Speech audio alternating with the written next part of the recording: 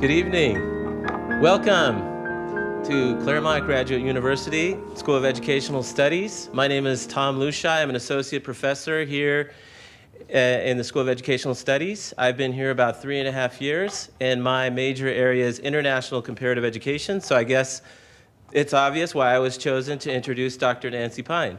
Unfortunately, our dean, Scott Thomas, was unable to make it this evening. He's tied up with family issues, but I am very happy to take his place in this introduction.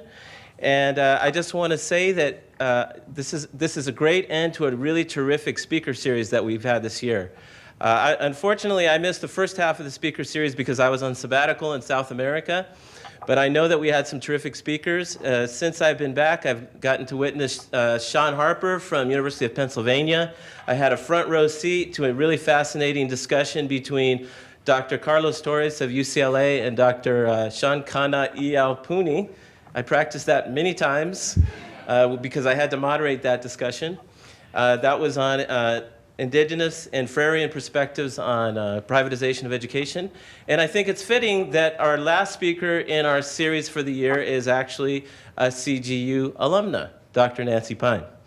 I'm going to introduce Dr. Pine, but then I'm going to editorialize just for a few minutes because this is one of the few opportunities I have to talk to an audience about the things that bother me about life and other things.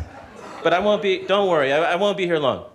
Dr. Nancy Pine has taught American elementary teachers of elementary students, and over all that time accumulated a 20-year history of cross-cultural research with her counterparts in China.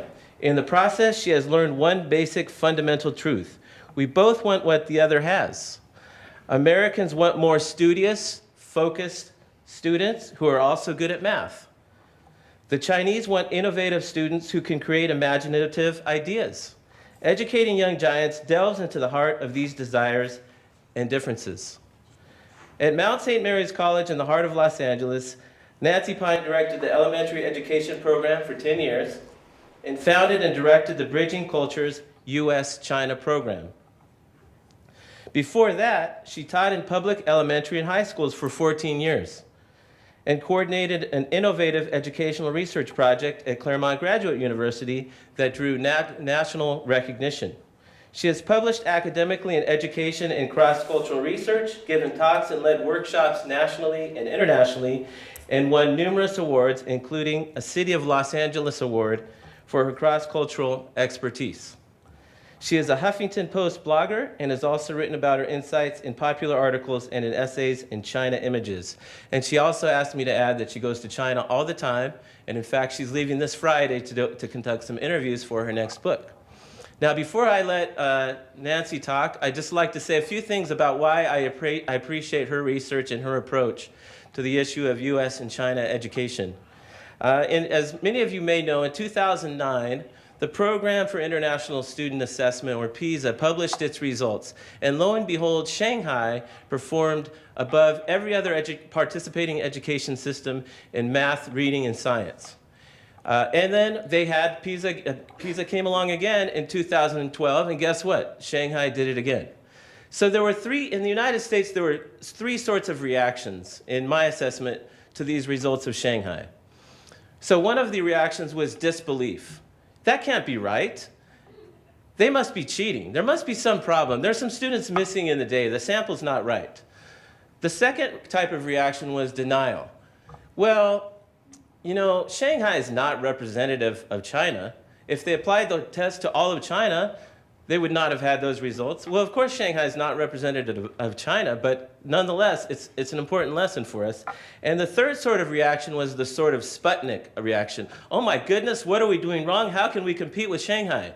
And in fact, a couple years after the release of the data, there was a book published called Surpassing Shanghai about education reform and what we can do to improve. Well, I think, and I think Nancy agrees with me, that there's a fourth approach that maybe makes a little more sense, and that's to step back and say, what can we learn from this example? what can we learn together jointly, and what can they learn from us, and how can we have a conversation about these results and differences and the things that lead to differences in results. So if you've taken my class or talked to me or know anything about me, you know that one of my consistent pitches is that we look to other places, not that Finland's not important, but we look to other places beyond Finland, Singapore, and systems that tend to do very well on tests. And particularly, I think that we need to look to the developing world to understand particularly educational innovation, because I think some of the most innovative things that are happening globally in education right now are happening in developing countries. And why is that? Because developing countries have to face many constraints. They have to face budgetary constraints. Oftentimes they have constraints in terms of their institutional environments or their infrastructure. And so the people who are thinking really hard about educational problems in developing countries have a lot to teach us in the United States, particularly about how to work with our poor and minority children, who are our greatest challenge in the K-12 system. So that's why I think this is such a great book and a great approach to understanding cultural and educational differences. And so with that, I will step off my soapbox and I will introduce, and please help me to introduce Dr. Nancy Pine.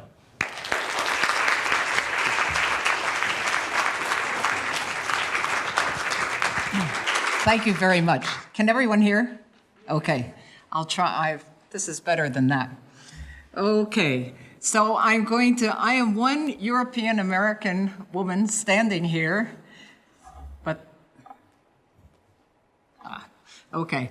There are a lot of Chinese surrounding me because those on the top and the top two pictures are teachers from rural schools, and the ones on the bottom are from urban schools and universities, and there are many, many more who have helped me with my research throughout the many years that I've been going since 1989. And of course, there are many people here in the United States who have also supported what I've done for a long time. So, just in general, I'm going to talk about the differences with a lot of photographs between the Chinese and US schools, and what the two countries can learn from each other, because it's very hard, in fact, it's impossible. You say, oh, they do it this way, we're going to do it this way too. And of course, it doesn't work because we have different histories, different cultures, different demands, and different systems. And I'm also, one of those I'm going to look at toward the end of what I say is the difference between performance and improvisation in the two systems. So just looking at the structures of the schools to know we're on the same page, they're quite similar actually. The elementary school in the United States goes kindergarten to 6th grade, usually. Middle school usually is 7th and 8th grade, and high school is 9th to 12th. In China, the Chinese schools have elementary school 1st through 6th. Kindergarten is in a preschool setup, which is private and which is rather spotty across the country. The country is actually, the government is devoting the next 10 years, part of the reform is trying to make preschool more available across the country. Middle school is 7th through 9th grade.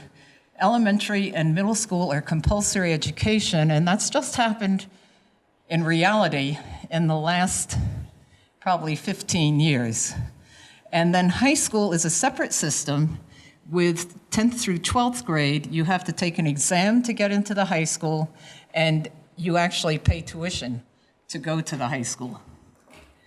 One other thing that's really useful to remember is there are a lot of people in China. So this just is half of a lecture hall in the middle of China in Yan'an University. And if you see the people in the back, there are about 3 rows of students standing. And they stood through an 1.5 hour long presentation. So of course, when many Chinese visitors I bring here come to Los Angeles, they say, where are all the people? Because it just feels empty to them. Looking at the Chinese schools, just to give you a taste of them, Students sit in rows, and you'll begin to see the differences in the Chinese schools when you see the pictures. They sit in rows. They stand to speak. So in fact, the teacher asks a question, they raise their hands. The teacher calls on a student, they get up, and they must stay standing until the teacher says they can sit down. So sometimes that's a long time while someone else comes and someone else answers the question better than they did, and sometimes they get to sit down right away. Students stay in the same room all day with the same classmates. Very different from the United States. So this is a high school class in a pretty upscale school, and they're between lessons. So they have a break between each lesson. The teacher comes to them, teaches for about 45 minutes, and then leaves. And then the next teacher comes in. In most schools, they also eat lunch in the classroom. So they're with these students all day, every day, all year long. If they go to a computer lab, they go with a group, and then they come back. The teacher is almost always in front of the room, even though the government is trying to get the teachers to change and be more interactive. This is still the model, talking or asking questions. And students often recite or read in unison. This has many reasons. One is related to comprehension and the belief that reading things aloud gives you much more understanding of the text. Another is that most of the Chinese speak a dialect that is different from the next group of Chinese. So the children come into school speaking dialects that are often they're unintelligible to each other. So this gives them practice in standard Chinese. And so for an example, Shanghai, which often comes up, speaks a dialect which many people who go to Shanghai and work say it takes them about a year and a half to understand. And so that's sort of the differences are really major differences, even though they share the same writing system. The other thing is that if you read, there's a historical reason for reading aloud, and that is that for centuries, the tradition has been to read and recite something for a long time. So this saying, which is known by many, many Chinese, is if you read or recite a book 100 times, then the meaning will begin to come out. It's because each time you read it, you'll end up getting more understanding, more comprehension of it. So that also underlies the reading aloud. Writing. How many of you have learned to write or write Chinese? Okay.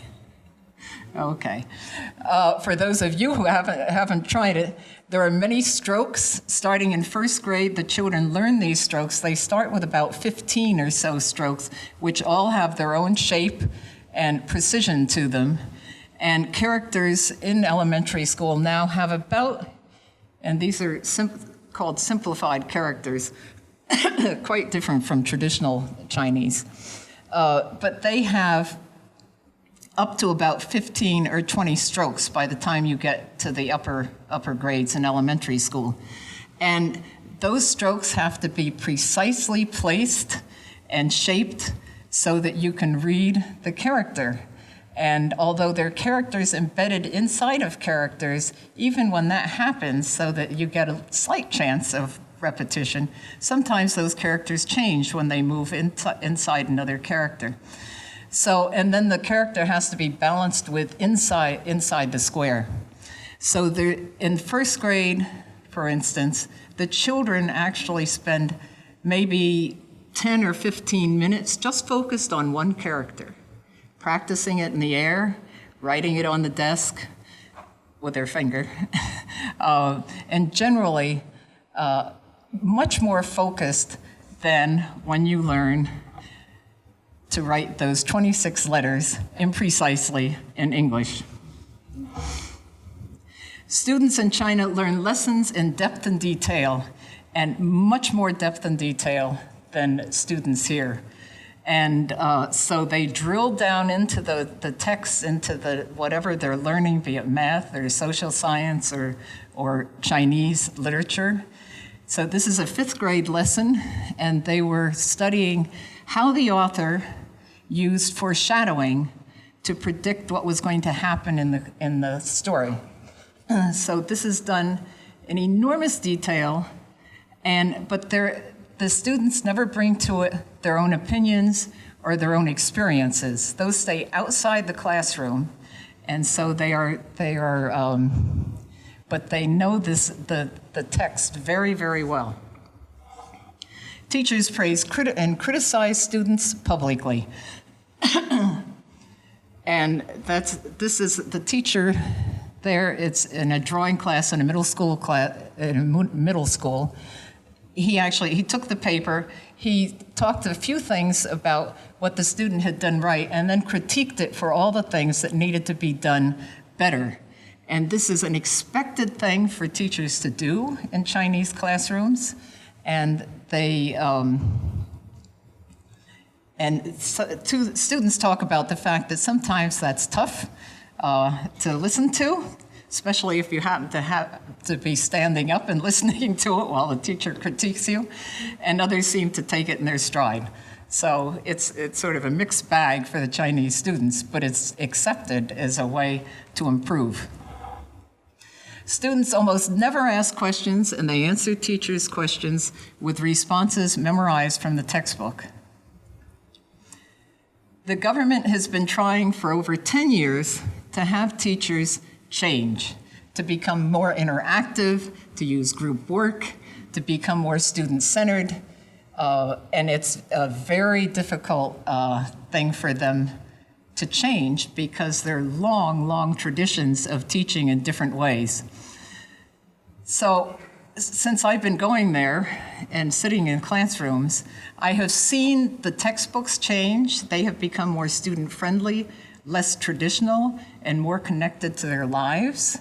The teachers have become friendlier, but they're still standing in the front of the room, completely controlling what's going on in the classroom.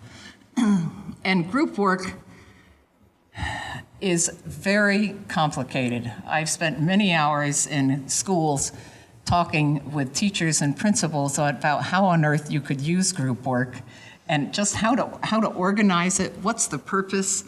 Isn't it a waste of time? A lot of things that come back and back.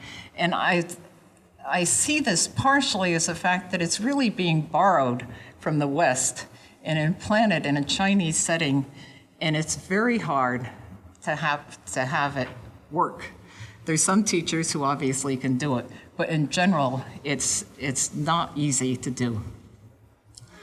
One thing that I neglected to say was that something that controls education in China is the final exam, which is the college entrance exam. And it's basically, even though they're trying to change it, it requires an enormous amount of memorization. And so starting in 1st grade, people who are interested in going to college are just aimed on that track. Is that the golf college? Pardon? Yeah, I'm sorry. Yes, exactly. Which is the big exam, yeah. What can U.S. schools learn from China? I'm going to talk about what they can learn, and then what we can learn from them, and then what they can learn from us. And I've just taken 2 things. There are plenty more things that we could learn from each other. Math and ways to improve teaching environment. So, as Tom said, the PISA exam has certainly been on the headlines a lot with Shanghai, and we know that the Chinese students test very well in math. There are multiple reasons for this, and which we have to recognize the cultures are really different. So if you can see the 3rd sentence, there's numeric information everywhere in China, every day, all the time. And if about the 3rd sentence down, in this description from a hall in the Forbidden City, It says, as the main part of the imperial ancestral temple, it is 32.46 meters high and has a standard double-eave tip roof with 11 bays wide, 68.2 meters in length along the front by 6 bays deep, 30.2 meters in width, etc. When I tell my Chinese colleagues that Americans might skip that sentence, they in fact are puzzled. They can't imagine why we would sidestep that kind of information. So that's just a difference in everyday living in China.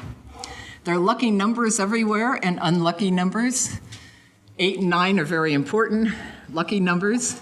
A phone number of 8s or a license plate of 8s and 9s are very expensive. My phone, actually, the unlucky numbers, one is 4, which is the word for 4. It sounds like the word for death. And I have a free phone number because it has a lot of 4s in it. And my Chinese friends said they would call me anyway. So, festivals come on auspicious dates, like the Qixi Festival, which is on the 7th day of the 7th lunar month. The Beijing Olympics started on the 8th day of the 8th month at 8 o'clock in the evening. So it's just everywhere, all the time. But math is also taught very differently. Students learn mathematical concepts from an early age, and this is something we can really learn from the Chinese, and it will take time. This is in a small village school. It's a 2nd grade class, and one thing that's sort of typical of math lessons is that they start with very simple numbers. When I first started seeing them, I thought, why are they doing such simple problems? But they start with a concept that they're going to build from. And so they start with very simple numbers, often under 10, and then they build. So this is a 2nd grade class. It went from tens to hundreds to thousands within a period of about 30 minutes. And it's built into the structures of the lessons, which are very carefully thought through. This is a 2nd grade class, and they were learning about arrays, which is the placement of things into rows and columns. And they dealt with animals for about 10 minutes, and then they went to a numeric grid, and all they need is the XY, and they're there with the XY axes. But there's something else going on. By middle school, they're way ahead of us as far as what they're learning. And the teaching arrangement has something to do with it, which is something else we can really learn from them. And is this mic on? Is this one on? Okay, because I need 2 hands. I'm just going to read you a very brief section of the lesson I learned from these teachers in 1994, a long time ago. And it was the first elementary school I spent any time in, as far as sort of sitting there and spending several days visiting classes and talking with teachers. And before that, I had been primarily in preschools. So this is a lesson. Catching my breath after hair-raising ride through the crowded rush hour traffic, Gong, who was my interpreter, and I joined 15 teachers in a staff meeting room. And we were in an industrial city in northern Jiangsu province, where I was the first foreigner who had ever been in the school. Gathered around a large table, our hands wrapped around ceramic cups of steaming tea to ward off the late winter chill, we began an energetic exchange. It was my first formal meeting with elementary school teachers in China. We had plenty in common. We were concerned about our students' progress. We wanted to give them the best learning opportunities possible. We shared the belief that to do so, we needed smaller classes and constant improvement of our skills. But as we talked, differences began to emerge. Where U.S. teachers want classes to be kept to 30 students or less, the Suzhou teachers hoped for fewer than the usual 60. They asked me to describe the responsibilities of their U.S. counterparts. As I described what the U.S. school teachers did in elementary school, A few began murmuring to each other, which gave me the feeling that they were really puzzled by what I was saying. They seemed confused, and the teacher whose class I'd observed the previous day asked me to explain again. So I repeated what I'd said. An American elementary school teacher remains with the same class all day and is responsible for teaching all subjects. We teach reading, writing, math, social science, science, health, art, and music. And I'm aware that some of those have dropped off as we go more and more toward testing, but that was true in 1994. The children are with the same teacher all day. Again, they looked at each other, and several more began murmuring. The head teacher sitting beside me added hot water to my cup and attempted to clarify what I had said. You teach all subjects then? All of them? Yes, I said, equally puzzled. I couldn't figure out why they were confused. But after a while, as we went back and forth, it began to dawn on me that these Suzhou elementary teachers did not teach all subjects to one class. I asked what they taught. I teach Chinese to the lower grades, said the woman on my right, what I think you call reading and writing. The woman next to her said, I teach math. The man next to her, I'm the art teacher. The next one, I teach Chinese to the upper grades, and I am the director of class activities. And so it went around the table, specialist after specialist, describing their duties. Some taught 2 subjects, such as social science and calligraphy, but most had only 1. You teach those all day?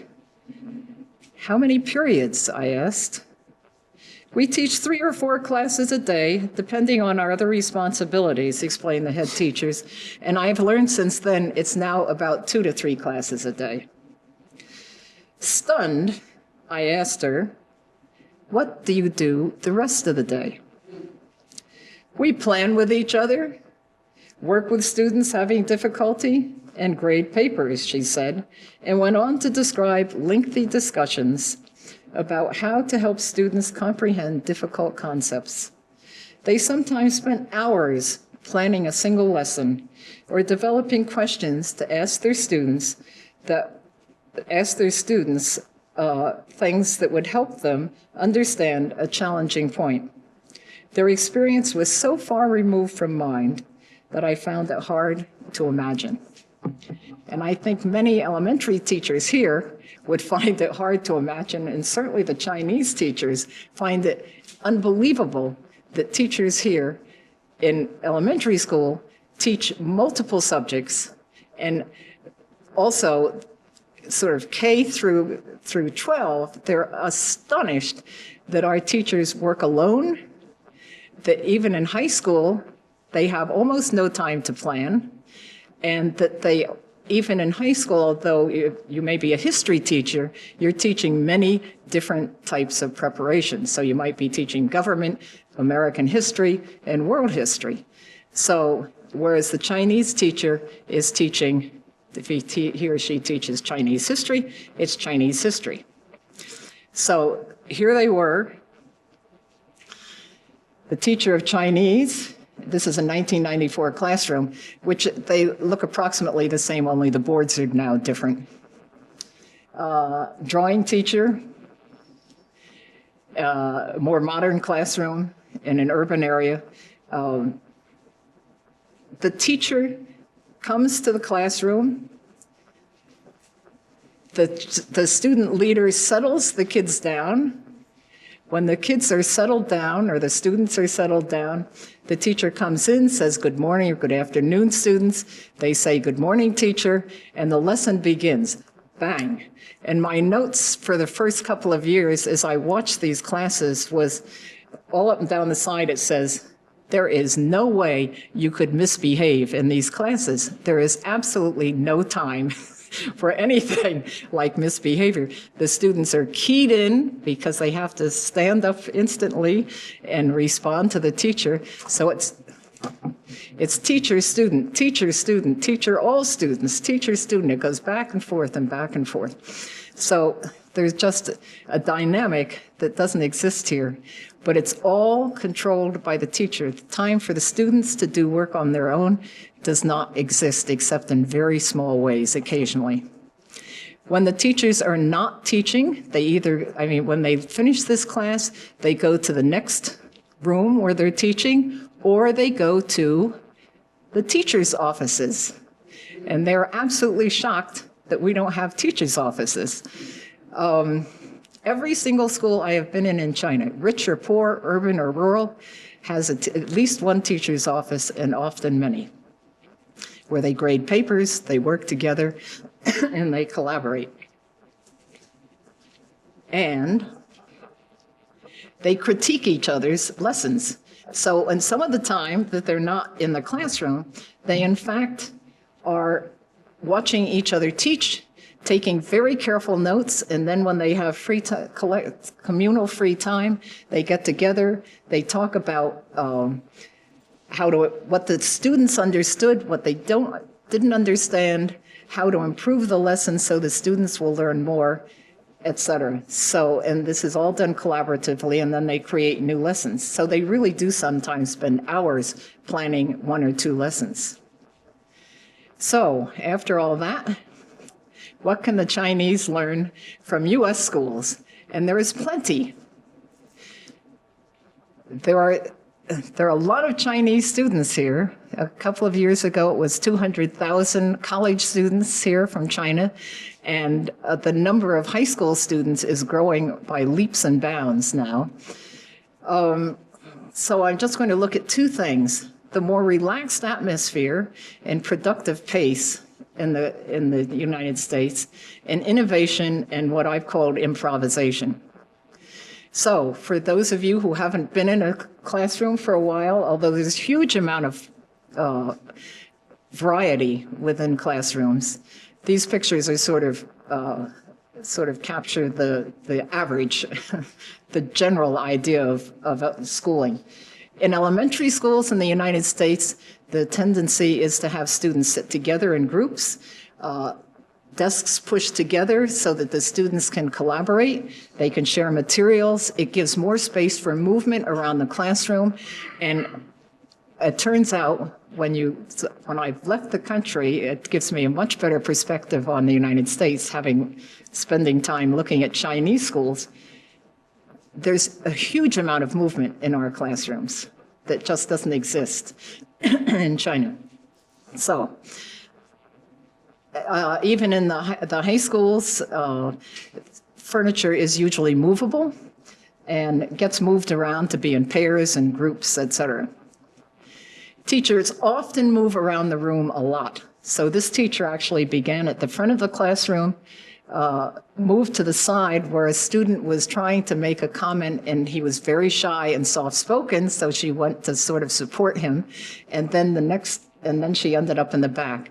The students don't seem to care. Their focal point just goes from one place to the next place to the next place without even noticing that they're changing focal points. I took a Chinese parent who had a 4th grade student in China to a 4th grade class in Los Angeles, and he was there for about an hour and a half, and he came out stunned. He couldn't believe how relaxed and how relaxing the classroom was. And although some of us think our students relax a little too much, what he pointed out was that in China, his son and his friends had to be focused every minute of the day of the classroom on what the teacher was saying, because he might have to answer a question any minute, and it had to be a perfect answer. And he said the energy that they pour into this is incredible, whereas in the United States, what he was seeing, and he went on and saw other schools too, so he felt it was true in all the classrooms that he saw, that there was really time to think, time to relax, and time to just learn in a much more natural way in which the kids were able to really process what was going on. So, also in the US classrooms, very different from China, besides sitting on the floor, which doesn't happen in China. Teachers often meet with groups of children, starting in first grade and going right up through high school. The idea of groups working within a classroom and the rest of the students doing their own work, working in pairs, working in their own groups is very common and is just eye-opening to many Chinese. Students are used to working together in the classroom. They work individually, in pairs, and in groups, all different kinds of configurations. Comments from parents in China are things like, in comparison to the United States, is that a Chinese teacher would never ask, "What do you think?" And Chinese schooling has only one aim, which I think is pretty well known, and that is to get into college, and it is all memorization from the beginning. The repetition of texts actually enhances that kind of memorization, but the students in China, and also adults, are unbelievably good at memorizing. One parent said to me, Chinese kids can memorize anything. They even memorize the commas in what the teachers say. So it's just sort of second nature by the time they get to the middle of elementary school. Also, something a parent pointed out to me, which I never even realized. She said, your kids actually do research projects beginning in first grade. And I said, really? He said, yeah. They do a report on birds, they do a report on transportation methods. They do all different kinds of sort of little research projects, which I didn't think of as research projects, but in fact, they do. And they have lots of choices, lots of options to select from. U.S. students are also expected to try developing ideas and asking questions, and their responses do not need to be perfect. Very often, a Chinese parent will say, your students take so much risk when they give an answer that's not perfect. And you think, oh, that's sort of the way it is. So very often, a child or a student in the United States will give a partial answer, and then the teacher will say, can you contribute to that to another student? And then can you contribute to that? So that the responses become collaborative rather than just one perfect answer from one student. And compared to China, U.S. students are often encouraged to be inventive, and though many of us, of course, would love to see a lot more inventiveness in the schools and a lot less testing, I won't go there. That's a whole nother topic to talk about for a long time. But we certainly know that, in fact, some of the Chinese can't believe that we're doing more and more testing while they're trying to figure out how to get rid of that testing, because they know that the Gaokao, that the big exam at the end to get into college, hampers their ability to be inventive, to have interactive teaching. Finally, looking at performance in China versus improvisation in the US. And I've just realized in the last year or so, as I've analyzed classroom lessons, lots of them, transcripts, that our situation, the teaching and learning situation here is very improvisational. And there may be a better word for that, but that's what I've called it now. So, in China, the teacher and student responses are like a performance. And someone else actually, this is not my words, some other people have done research and sort of looked at it from this form. But it really is very performance-oriented. So teachers practice lessons. They practice lessons in front of them. They critique each other. They reteach things to make them better, to make them perfect ways to enhance the students' learning from the texts. The entire lesson is controlled by the teacher, and student presentations are often rehearsed. So a parent of a first grade child I talked to who said her her daughter had a chance to give the weather report the next day in class. So she actually spent a lot of time with her daughter that evening. They went through the internet. They tried to remember little poems that she'd learned in preschool about weather. And she developed, together, they developed this presentation. And then she rehearsed, the child rehearsed it until it was perfect. So that the next day she could go into the class and her 2-minute presentation would be perfect and she would have a chance to shine because it turned out by the end of the year, she had been able to do this 3 times in front of the class. And so the parents said, we have to have our students, our children, perform very well so that they can be recognized and so that they can move forward. So it's critical from the perspective of parents to see this sort of developed and to have the kids be as perfect as they can be. In the United States, improvisation often characterizes class interactions with students asking questions and giving suggestions beginning in first grade and going all the way up. And one of the things that's sort of bothersome is that begins to taper off in high school so that there isn't as much of it going on as it might be good to have here. But there's an enormous amount of asking questions and making suggestions from the beginning. They're at ease helping each other and adding to other students' answers. They give incomplete answers. They include their own experiences. They are used to choosing from a lot of options. And this goes on. And they only respond partially to the text. So they very often bring in ideas from what's going on in their heads, in their homes, in what they've read, what they've seen on television, what they just experienced.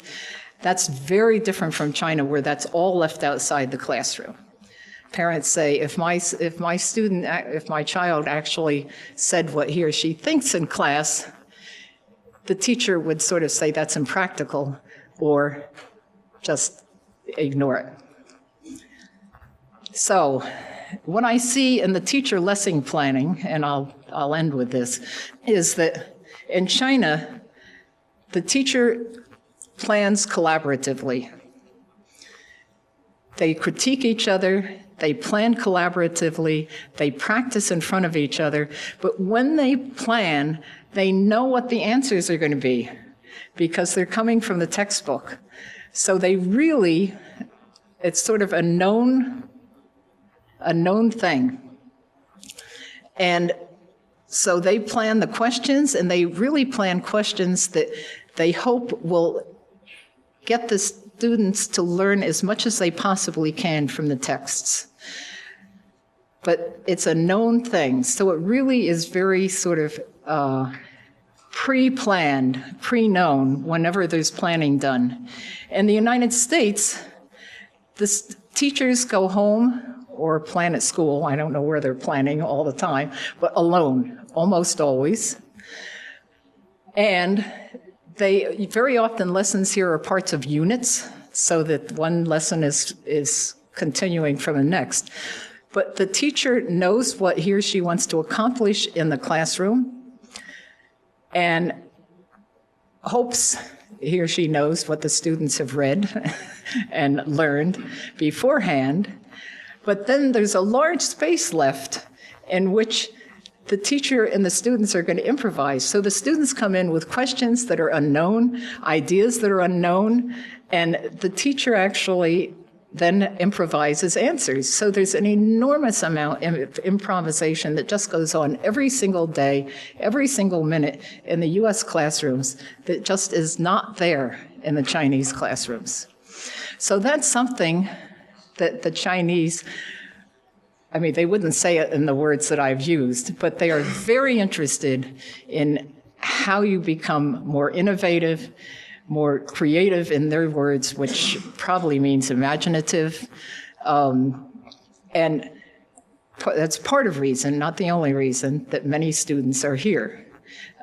So we have a lot to offer. The teachers here, who often get beaten up by the public, by a lot of different forces that are in the country, really are doing a tremendously good job. And it would be good to see them actually recognize some of the good things that they're doing. So we have a lot to learn from each other, and learning from each other raises, of course, many questions. How could our elementary school teachers, for instance, teach math and not lose the knowledge of a whole class and seeing that class for the whole day? How can the Chinese use group work, for instance, and do it in a way that fits into the Chinese system and isn't just pulled in from an outside source? So I'm going to stop at that and say thank you very much, and I'd love to hear lots of questions or comments.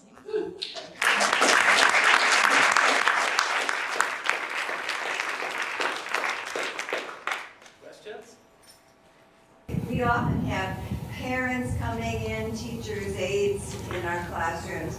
Did you see evidence of other people besides the teacher in classrooms? No. There is a teacher who is called, there is a teacher who oversees a class, who takes responsibility, who's like, I guess we'd call a homeroom teacher, but oversees much more than a homeroom teacher would say. But that teacher meets with the students separately from in a classroom. So within a classroom, I'm trying to think of any instance in which I've seen someone else in the classroom. And I can't think of any, and I've been in a lot of classrooms over the last 20 years. So, no. And the parents tend not to come to school. I mean, there's a real separation and a respect and fear of teachers. So parents often talk about the fact that the teacher is like a parent, and you never criticize a teacher, and the teachers freely criticize your kids, and they often get constant email messages from the teachers, sometimes several a day. So there's a lot of teacher input. Yeah. I'm thinking back to Howard Gardner's article from 1989 Right. about kindergarten classrooms in China, with the teacher controlling the hand of each student as they all did exactly Right. the same design, but that was preparing them for calligraphy. And that the contrast with the American kindergarten classroom of art being scribbles and finger Right, painting right. outside the lines. But the whole point of that article was about creativity. Where did you see creativity at any level of school performance? This is did you hear the question? Okay. Creativity is a very complex topic. I've done a couple of research probes on this recently, partially because since the first time I went to China, I've been asked by people from parents to preschool teachers to high school teachers, how do we teach creativity? And I've never really known what that meant. I mean, what do you mean by creativity? And so I've done a couple of probes recently, first talking with people I really knew very well, to just have them talk about what they saw as creative that their kids were able to do. There were occasional situations in which they pinpointed an activity. For instance, in about a second grade class, the kids, one of the homeworks was to go around and find geometric shapes in the home. In some of the special high schools that are very hard to get into, and you get into them by both test scores and connections, there are some interesting things going on that have to do with students doing plays and going out and interviewing people about things, but they're things that come from they're initiated by the teacher, and then the students do them. So one of the things the teachers, not the teachers, the parents especially, are worried about is how can you have creativity when your child has to be in this memorization system for 18 years.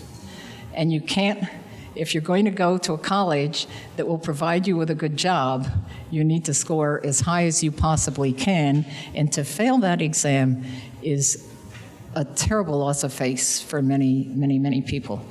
So the creativity thing is, I still don't know what creativity means for most people. I have looked at classrooms, and I see almost none in the classrooms. I mean, my second probe was to analyze a lot of the classroom transcripts, looking for it, and I cannot find it within the context of the classroom. There are, just to add to that, there are now being added after-school activities which have to do with art and some writing, and it's just very hard to know how much is actually coming from a student and how much is sort of pre-developed by the teachers. So, interesting question. Yeah, 1, 2. Two questions, I guess. Did you spend any time in any physical education or health classes in China, and what were those like compared to the U.S.? Then also, how long is the average school day in China? The last one is the easiest one, and that is that it varies. So when I first started going to China, it was 6 days a week, although Saturday was sort of a half day. And the students went to school probably about 8 o'clock and got out very late. But many of the schools at that time, at the beginning, had 2-hour lunch periods. So, because the kids went home. And so the parents had to be home. It was very complicated. So now that happens in rural areas, but in most of the urban areas, they now have, as you saw, they eat in the schools. As far as physical education and health, I think in general, did you go to school in China? Oh, okay. In China, I can't get my hands on this.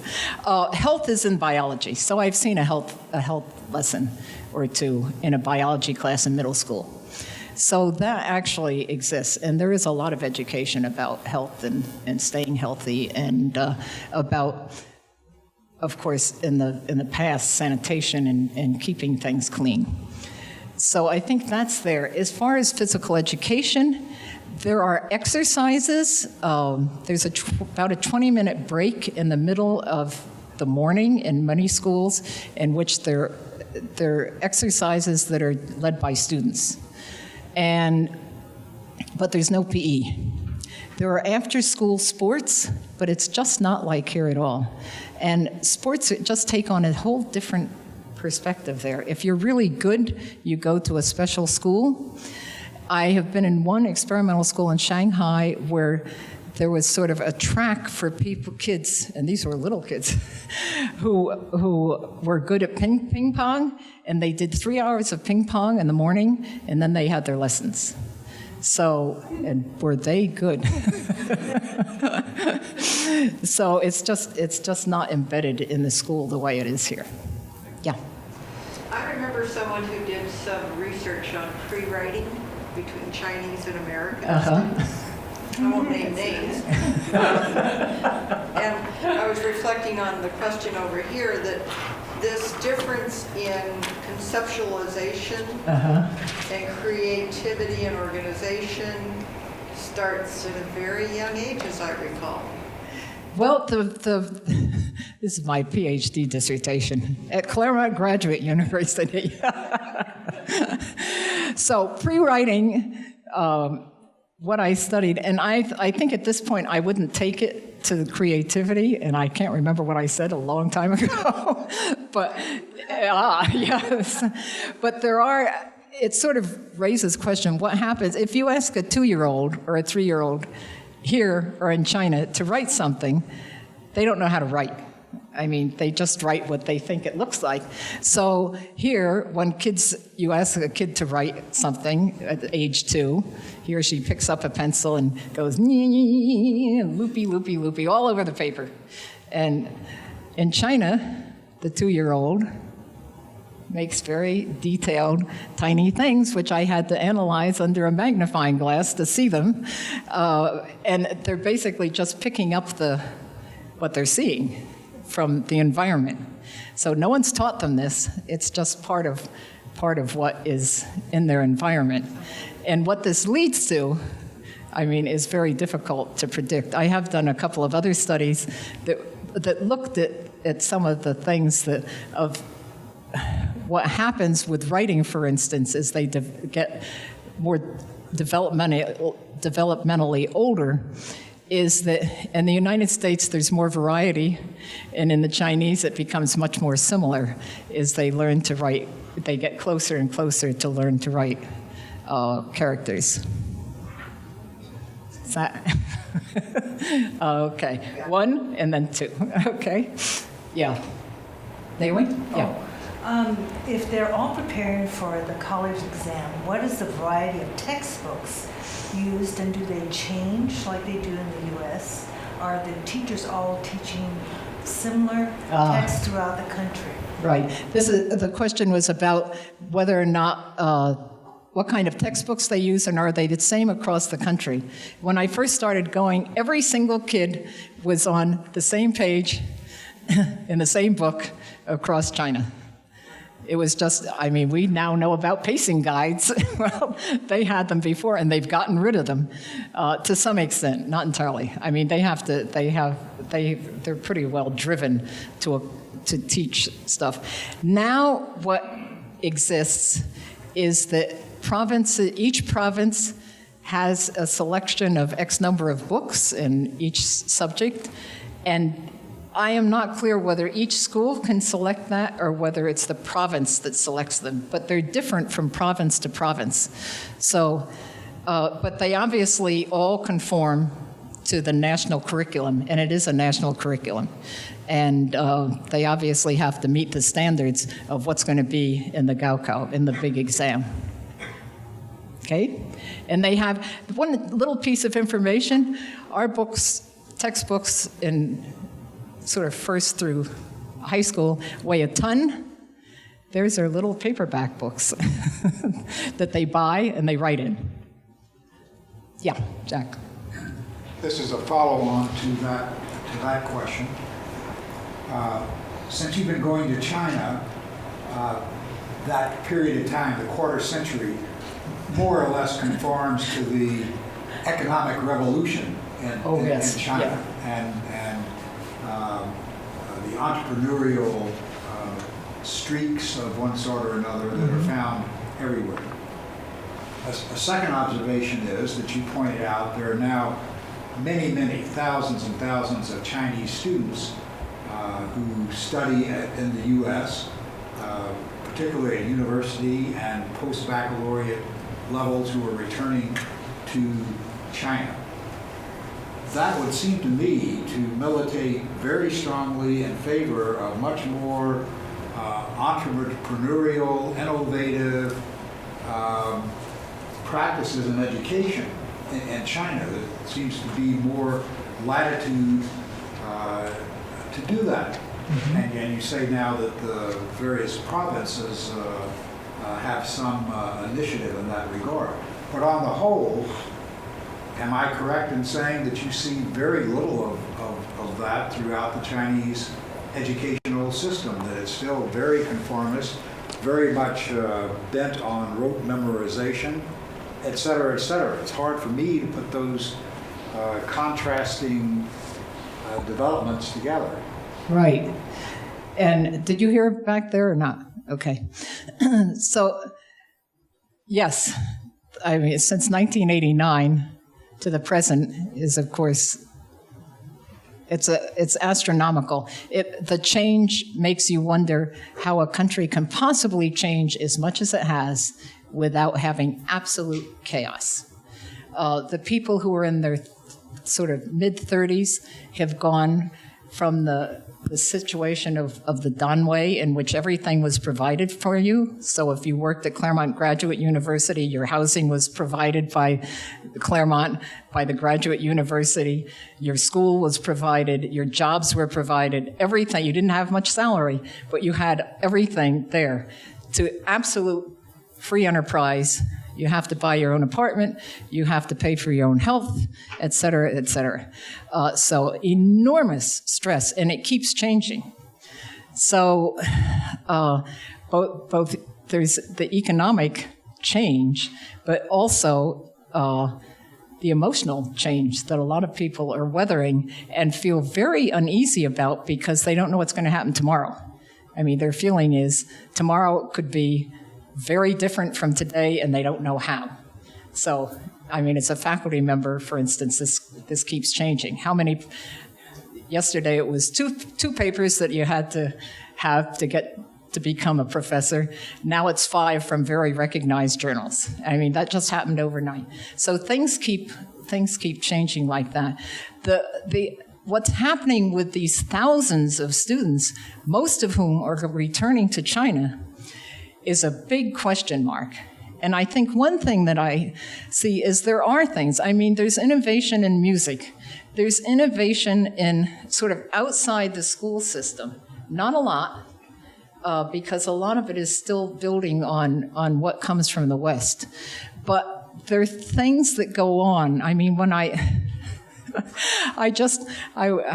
have one friend whose kid is in middle school and heaven only knows what he's going to become.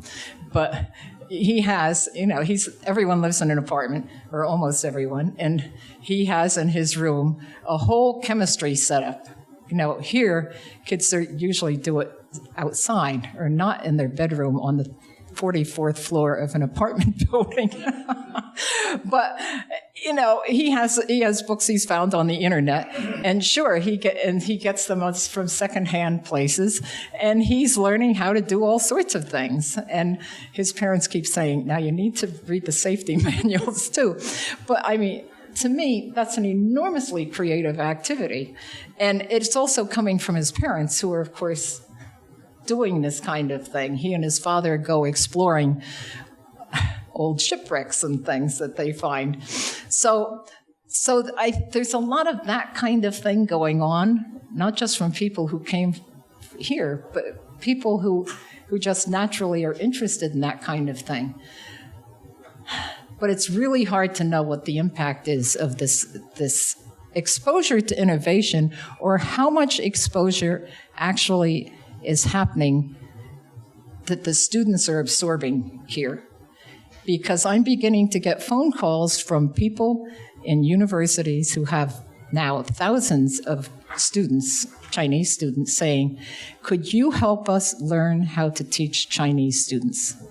So my suspicion is there's an enormous amount of mismatch in the teaching that's going on. So if the students are in a small place where they can have a lot of interaction with people, that's one thing. But when they're, 3,000 Chinese students, they actually find that they haven't come to the United States. They're sort of coming back to China. Some of them get very frustrated by that. So it's a big question, and it's not clear what the answer is. 1, 2, 3. Okay. First of all, it's a wonderful presentation. Thank you. I have a question regarding the PISA results, because it looks like the Chinese are doing lots of memorization, but they seem to excel in problem solving on the PISA. Do you have some idea of why that might be? Do you think it's a scaffolded lesson so they understand the complexity of a situation so they can apply it to new things, or? It raises a lot of questions, and I sidestepped the PISA because there's so many questions to ask about it. And I have to preface this by saying that my husband, who's a scientist, has done an analysis for people in Colombia about the country, not the university, about the PISA, because they were so concerned about about what was on it, and found that the questions were not very serious problem-solving questions on the PISA. So that raises a big question mark. The other piece really is a question about Shanghai, because in Shanghai, and I actually spend time with people who are working with innovative schools in Shanghai that are beginning to try to do some sort of creative stuff. But they say, well, the rest of China is going to catch up sooner or later to Shanghai. So it's always been known that Shanghai was the avant-garde of a lot of different things, including education. And the other question is, where were the thousands and thousands and thousands of migrant students who are not allowed into the regular school system during the PISA? Because I think, as Rick Harrington pointed out, is the migration from the rural areas to the cities is the biggest migration in history.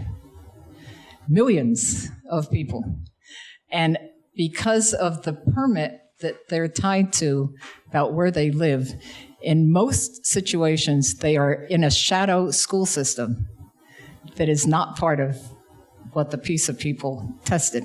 So there are all sorts of questions to be asked. Meanwhile, it is also true that the Chinese are very good at math and much better than we are in general. So I don't know whether that answers it. Okay, who did I say was two? Sorry. Yeah. I think you answered your question about what are we going to find on that. And and being with students, I just find that there are two qualities that the Chinese have, really. One is resiliency. Oh, yeah. And discipline. I mean, right now I'm very aware of there's a revolution, there's a renaissance going on.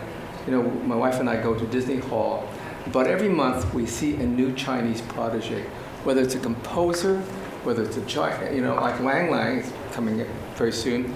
He has mastered the Western teaching. He started an institute in Beijing. He's teaching the American way. They're getting into new music. There's new compositions, and they're making recordings. Yeah. Right. Sotheby's is beginning to sell Chinese paintings as much as $10,000, $20,000, $30,000. Yeah. There's a whole school, and these people have had their very traditional self-discipline type of training, whether it's in calligraphy. But what is so interesting is that when they're given a certain context, there's almost like a kind of a sort of a constriction that occurs, but then all of a sudden they say, oh, I can do that. Yeah. And they come here and they say, I can write music, I can play that. Right. And so when you go every month and see a new Chinese protege, it just amazes you, and they start playing violin at age 7. So I was wondering that maybe your answer may be in a place like Shanghai, which has such an open context.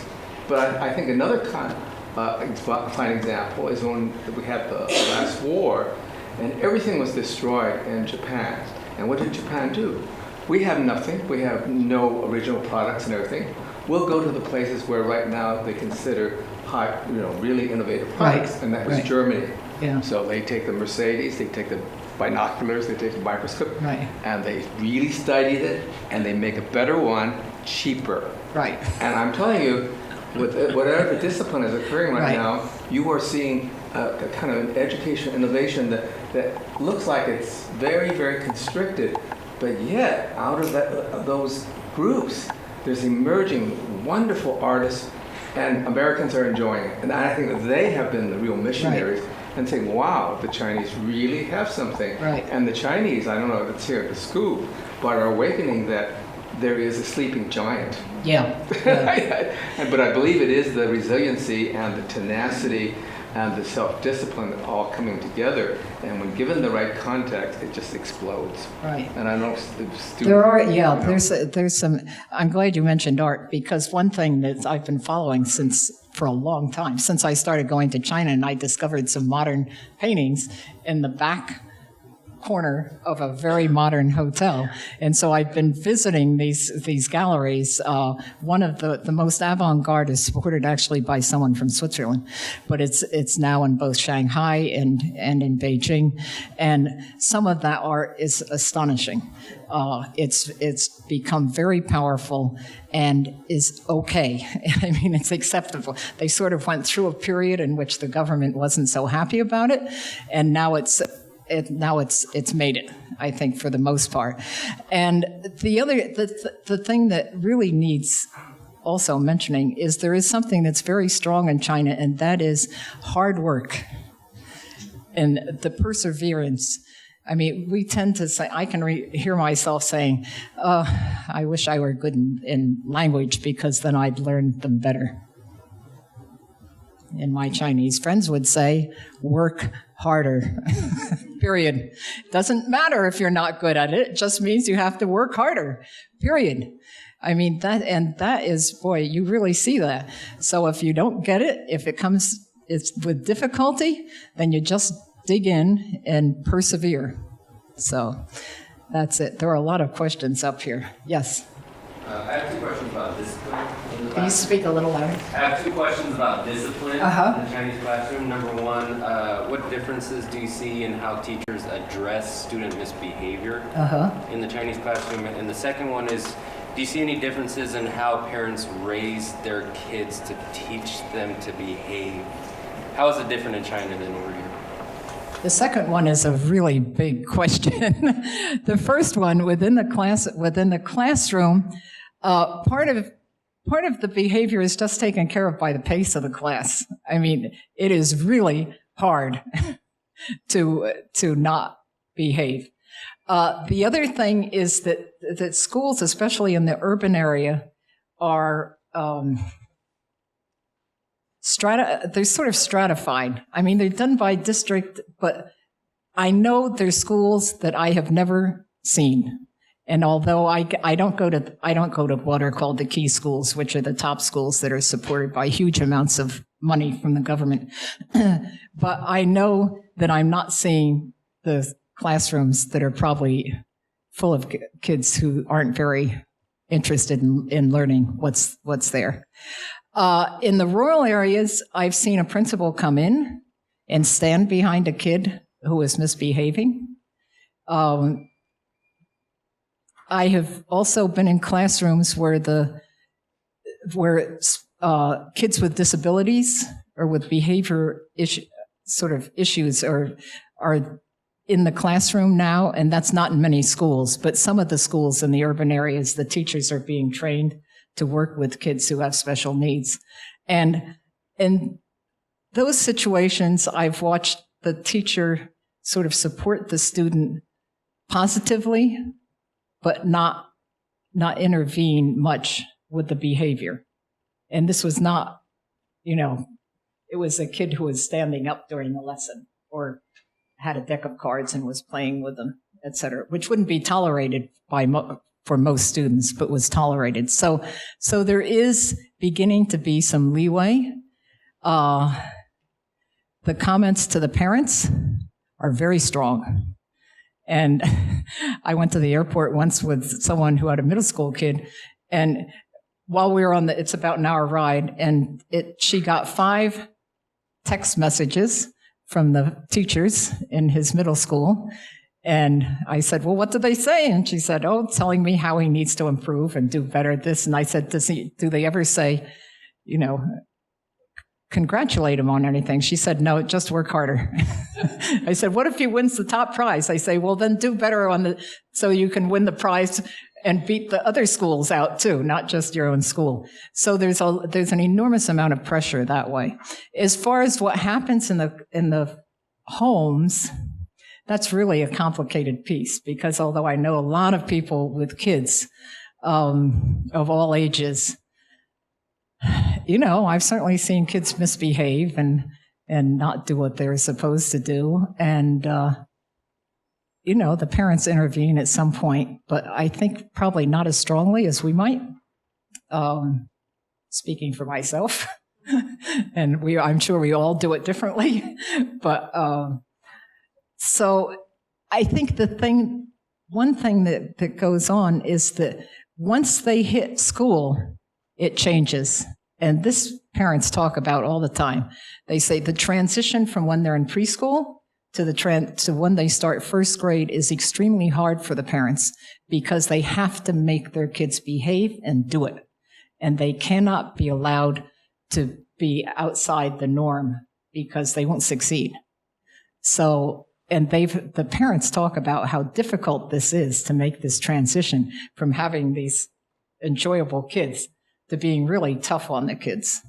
And so that's all I can say about that. They also, I might add, one of the problems they're having with the older kids is they're disappearing into the internet cafes for a couple of days at a time. I mean, which terrifies the parents, but that's what's happening. So, yeah.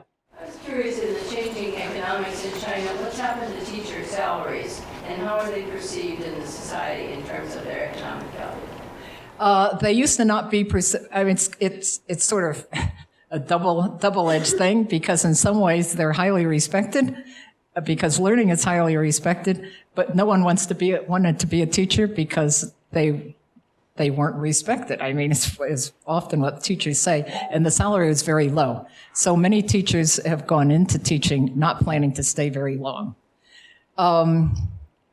It's changing for a number of reasons. Also, elementary school teachers get paid less than high school teachers. And so what happens with they got a salary raise about 2 years ago across the board. The first thing that happened, especially in the rural areas before the salary raise, was that the payment went through the county offices and the teachers didn't get it. It's the expression is, you pull off a feather as the goose flies by, and there are a lot of feathers pulled off in the process. So the government started depositing the salaries into the teachers' accounts directly. So that at least gave them their real salary, but it was still very low. So it was increased about 2 years ago. The teachers in the urban areas seem to have gotten a pretty good increase. But I have heard from people who are familiar with the outlying provinces that their teachers never saw a raise. So who knows where that ended up. So, yeah, way in the back. Speak loudly, please. I was wondering if you could speak a little bit to the relationship between China and the U.S. as having linguistically diverse student populations. And I know you mentioned at the beginning a little bit about how teachers use a method of having kids repeat the typical Beijing Chinese in order for them to really get it. But I was wondering if is there any kind of, Chinese as a second language programming for kids who that's not a first language for, especially like you're talking about. I know the migrant schools versus the public schools are there's a big contrast there. They're in what are called minority areas, which are sort of designated and are mainly in the sort of the southern and western parts of the country. Not completely, but that's a general swath. There are supposed to be bilingual teaching, and I have been in Gansu province where I've seen bilingual books that were actually published by the British Foreign Council and in Tibetan and Chinese. And they seem to be used, they were sort of a new thing, and this was maybe 7 or 8 years ago. They seem to be a new thing because the people I were with, we were staying in a little hotel. And so we spent a lot of time with the owners. And they actually, the owners were very interested in these books, which were sort of a novelty to them and very pleased. But I do know someone in Hong Kong who's doing a study, which isn't completed yet. And I can't pull his name out of my head. Amundsen, I think is his name. They have a big study going in many different provinces looking at language learning, bilingual language learning, which turns out to be trilingual because, in fact, English is taught starting in first grade. So there's a lot of, the minority language tends to get, as far as they can tell so far, left behind, I think is the word, and not emphasized. Many of the teachers in these areas are native Mandarin speakers, and they just don't do the other language. So there is this dialect situation, which is really different. Of course, people in the South speak what we call Cantonese, which is really different and unintelligible to people who speak Mandarin. And so they're learning, I mean, it would almost be another language, except that because of the nature of Chinese, no matter what you speak, you can read the characters because they're not tied to the spoken word. Yeah. As you said, China's trying to implement a more Western style of education, and that China should learn some things from the U.S. to improve like creativity and just innovation. But how do you think that that's going to change the culture of, say, respecting the elders and respecting authorities in China? Well, I think you can have innovation and not disrespect. Right, but it's like elders. encouraging more like discussion, and so the teacher plays a weaker role in the classroom. Right, and I think I guess if I were doing this, if I were advising a principal in a Chinese school, I think I would look at the situation of what you could have innovation in that's not going to, so-called from our perspective, rock the boat. Because that's where you begin. So it could be in art. It could be in problem solving in math, which is probably, if there's anything creative in the classroom, it's probably in the math classes. So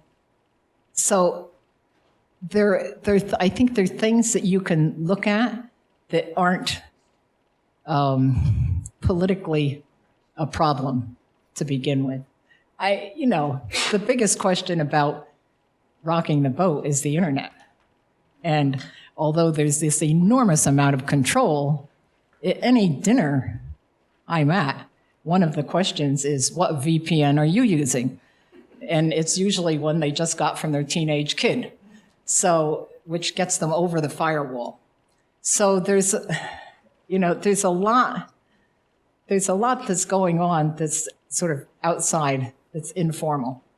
But I think in the schools, you can actually begin to do things that are, writing, for instance, and being creative without sort of challenging the system.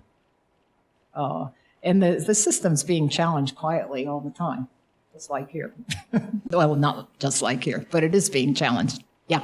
Yeah, I understood you to say that the preschools are private and then public education begins in first grade. Yeah, that's right. I'm just wondering, what's the relationship between preschool and elementary in terms of valuing what happens in those schools? Oh, that's a good question. My research partner in Beijing is a preschool expert. And so I've been in a lot of the preschools he works with, and they're full of interesting, interactive learning. And of course, one of the problems happens is they get to first grade, and that's the end of it. But they teach things that obviously prepare the kids for first grade. But in fact, in a number of the preschools that are very well staffed, there's some very interesting things going on. Not all. Some of them are just trying to, it's what, if we end up with pre-K here, I'm afraid it's going to be sit down and learn your letters now, and the heck with, sort of developing yourself as a whole person. But so there is some of this going on. Many of the preschools are actually run by people who have no training, and so it's really ad hoc, especially the ones in rural areas. So it's very varied. And I'm sure that as the government spreads preschool across the country, it will eventually have a national curriculum. It does not have one now. Or it has sort of guidelines, but it's not So it's pretty open-ended. And in the urban areas, a lot of them are bilingual. So, yeah. Have you visited any of the Whitehead kindergartens that are attached here to our school? The Whitehead kindergartens. Is that the one here at Claremont? Yes, with, through the postmodernism program at CST, the China program Right. at CST, has connections with the Whitehead kindergarten Right. system, and it's all based on the same process philosophy. Right. So some of us have visited those schools, and I wondered if you... No, I actually haven't. This is the first time I've been back to Claremont for a while, actually. So that sounds interesting. Thank you. The schools in China. The schools are in Oh, China. in China? Yes. Oh, I'm sorry. I thought you meant here. No, in China. Where are they? I know that there is more than one in Beijing, and I'm not sure about Shanghai, but I know that there are several, and I visited one in Beijing. Well, I'll have to ask about them. I'll be there soon. Maybe we can take 1 or 2 questions. We're right at about Okay. 9 o'clock. How about 3? 1, 2, 3. Okay? Yeah. When you spoke about math being so embedded in the culture in a different kind of way, I was Math being what? so embedded in the culture in a different Yeah. way, I was reminded of the chapter in Malcolm Gladwell's book Outliers Uh-huh. about why his theory about why Chinese students are so much better in math, tracing it to the structure of the language actually and the counting words in the language. Yeah. Did you encounter that as well? Yeah, and I do not, I am not a Chinese scholar. We have one over here, right there. But there's obviously something in that. I mean, there are just the way you write 20, 23, 24. The way the numbers are configured in characters is easier to see the relationship to the sort of the tens and the ones. The other thing is that things like the I Ching, I mean, there are a lot of things that raise that question, and I don't think anyone's really done much with that. But it's certainly a writing system that lends itself to shapes, to sort of visual patterns that may or may not transfer somewhat to mathematics. I think that's hard to pinpoint. But there's certainly a lot going on with numbers in China. Okay, who are the other 2? Okay, 1, 2. Thank you. Since this is a comparison between US and China, you said that in China the focus is more on memorization. This is the weakness. And what is the weakness of the US system based on what you have seen in China? Is the innovation-based education system in America without any weakness? And the second question is that... How much time do you have? The second question is that in the discussion among the teacher, and as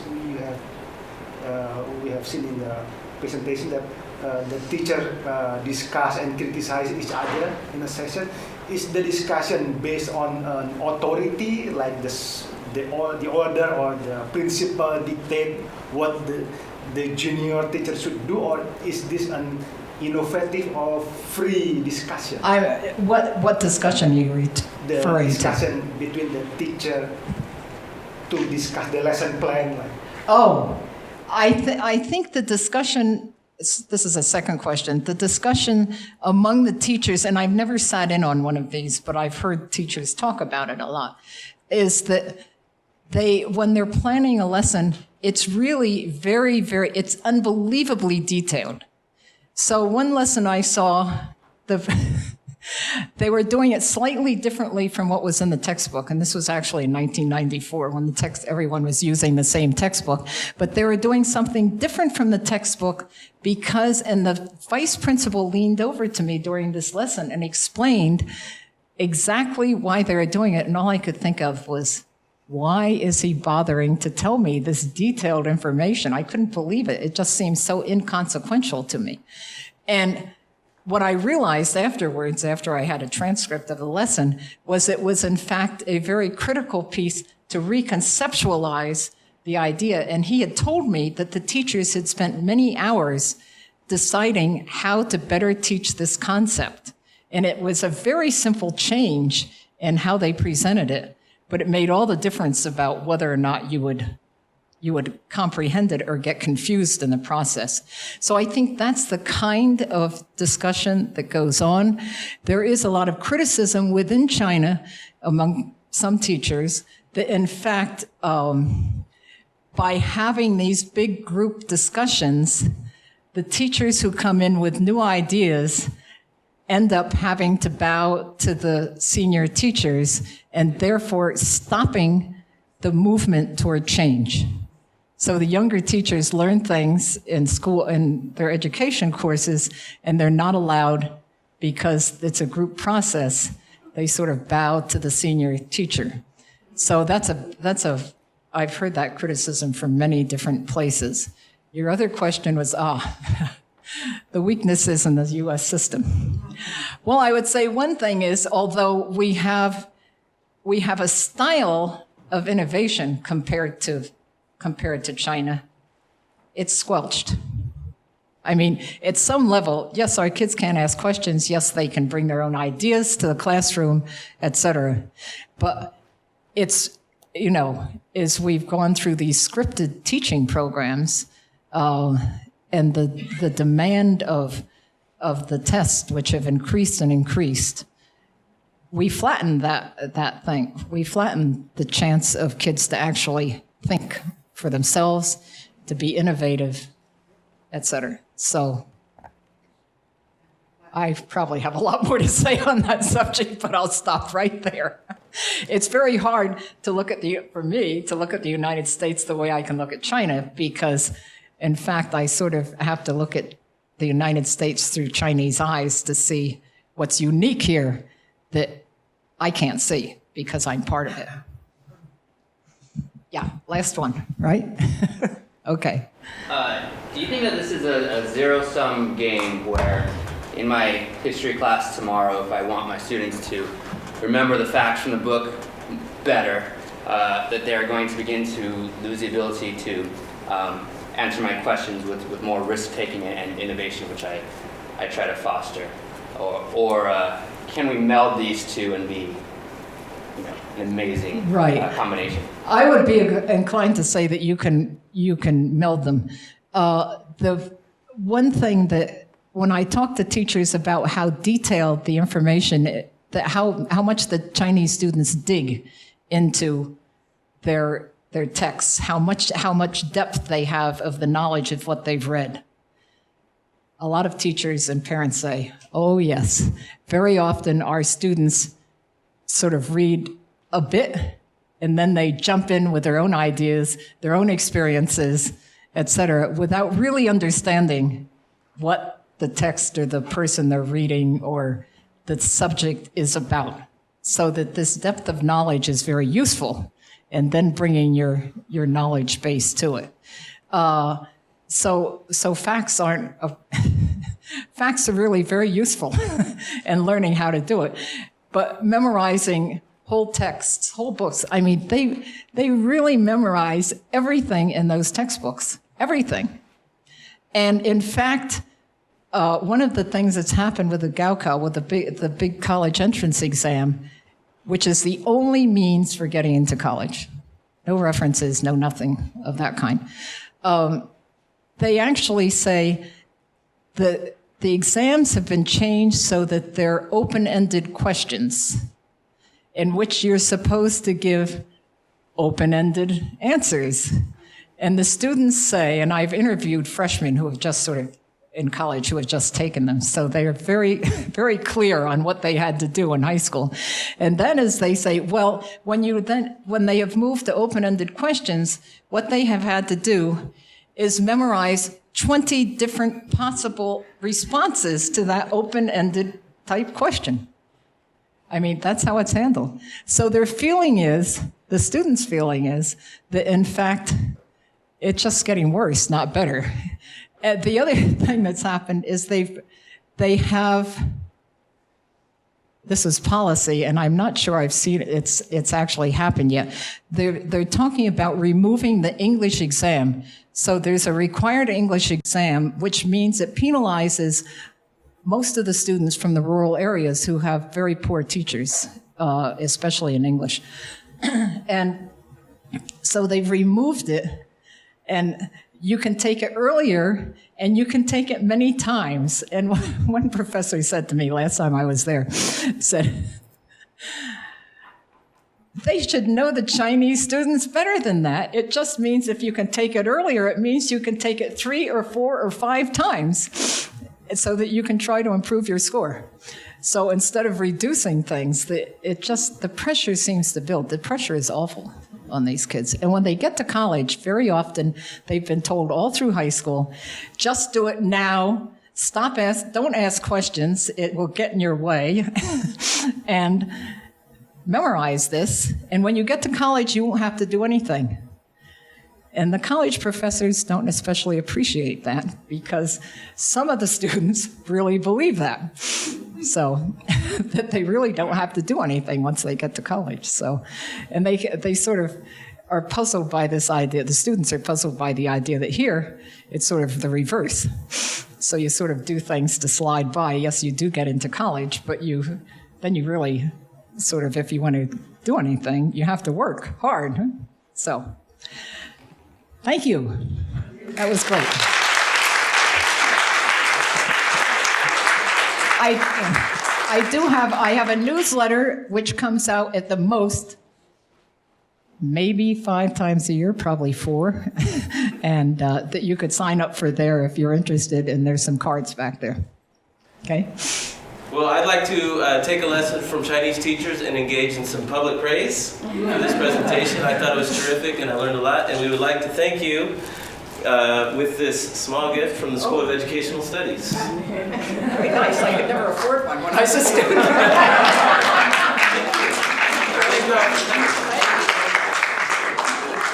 Okay. Thanks for the questions.